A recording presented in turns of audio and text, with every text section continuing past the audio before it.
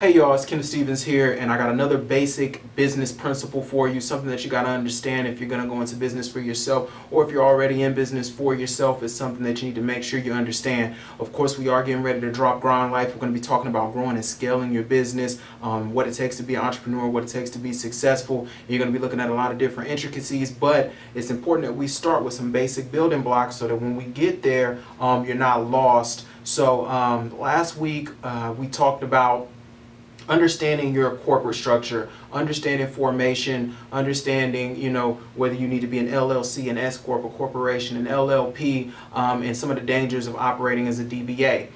Today, what I want to talk to you all about is understanding the importance of keeping accurate books. What am I talking about? Well, a lot of people go into business and they have no idea whether or not they're actually making money. Everybody thinks they're making money because there's transactions happening. Let's say, I don't know, you sell t-shirts and you see yourself selling t-shirts and you see some money coming in, so you think that you're making money, when the reality is you very well maybe losing money based on what your expenses are. But because you're not tracking your expenses, you're not tracking the amount of time, you're not tracking the cost of your goods, you don't know anything about your inventory, you don't know whether or not your business is actually profitable. Now, the goal of every business is to eventually turn a profit, but it may be that in the beginning of your business you're not worried about profitability, and that's fine. I know right now in my business, my main focus is not profitability. My main focus is top line revenue. So I'm trying to grow my revenue really, really quickly so that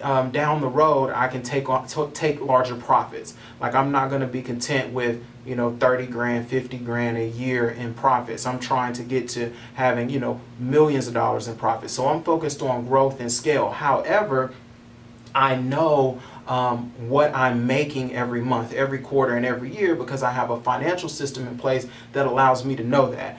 There's all kind of software out there that can help you to understand that. So what you need to do is you need to invest in that software. The obvious one is QuickBooks, but there's others out there that you can look into. You get that software, there's all kind of classes on it. You can learn those classes so that you know what your revenue is, so that you know what your expenses are, so that you know what your assets are, your liabilities. If you're doing work on credit, it's important that you know your receivables and how long it's taking you to collect on those receivables for cash flow purposes. So all of these things that may have missed you if you didn't have a formal business education are things that you need to make sure you understand as you build your business, because if not, then you could be in business for years and just be leaking money and not even realize it. And then the question is, would you have even been better off getting a job at that point? So again, I wanted to share this. You all make sure you have a financial system in place, that you have your that you're keeping accurate books. If you're growing and you can't do this on your own, or if if you're just starting and you're like, this is too much,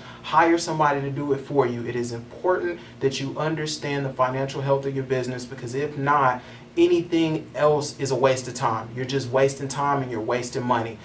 Social media makes it very cute to own a business. There's a lot of people that are, have the appearances of businesses and successful businesses, and those businesses aren't making any money. And the goal of business is to make money. Yes, it may not be to make a whole lot of money, but you should not be in business if you're losing money. Anyway, I hope this is helpful. You all share it, and as always, subscribe. Get ready for Grind Life coming in a few weeks. Interviews.